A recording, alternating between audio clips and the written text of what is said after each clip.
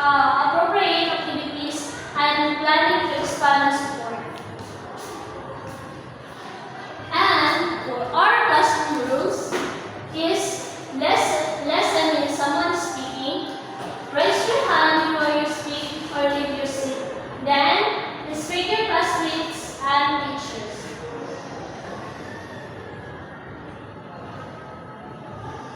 So for starting our topic, Ma'am Angelica can explain it first. So, what is preschoolers' physical development? The preschoolers years, which roughly cover the ages of 3 to 5 years, before formal schooling begins.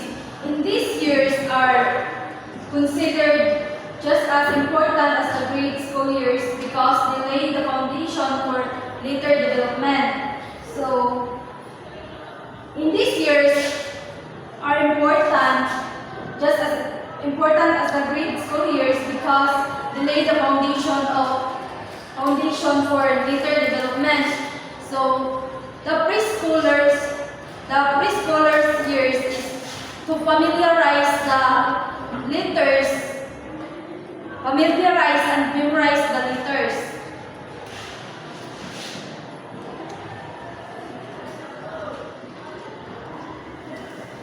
There are 4 significant changes in physical development of preschoolers. So first, growth motor development involves acquiring skills that use the large muscles. So gross motor development, children improve their small hand and fingers. Gross motor developments improve their body movements like running and jumping. The second one is fine motor development, involves acquiring the ability to use the smaller muscles in the arms, hands, and fingers purposefully. So, this development, children develop their small hand and finger skills for tasks like writing, para may hands ang kanilang writing skills. So the third one is preschoolers need about 10 to 12 hours of sleep each day.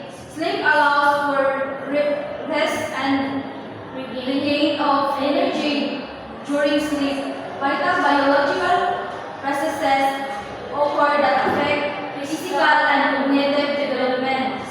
In the dream state, Growth hormones are released and increase blood supply help supply. preschoolers regain energy. With increased brain activity also attend. So this development is preschoolers need to sleep 10 to 12 hours to help their body and brain grow because good sleep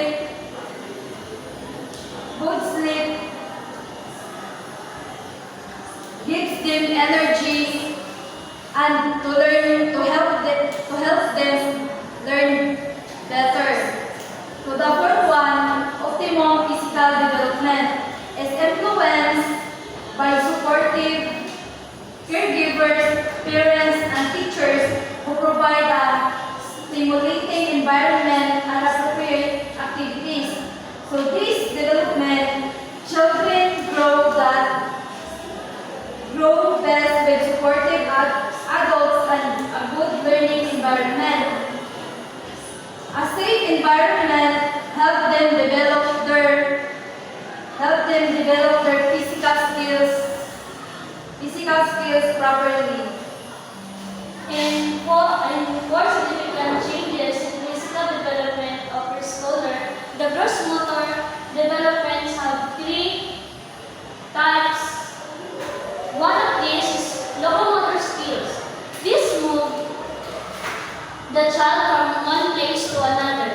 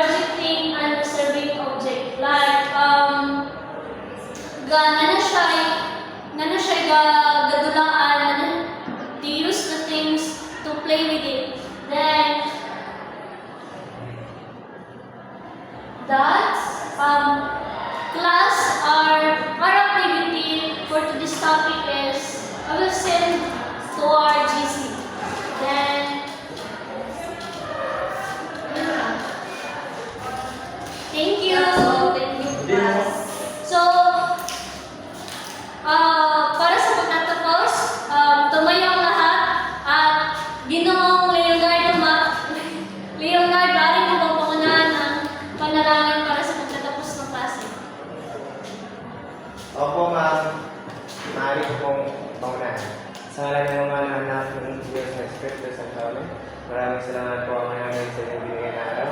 Sa magandang panahon, sa mawalan sa layo.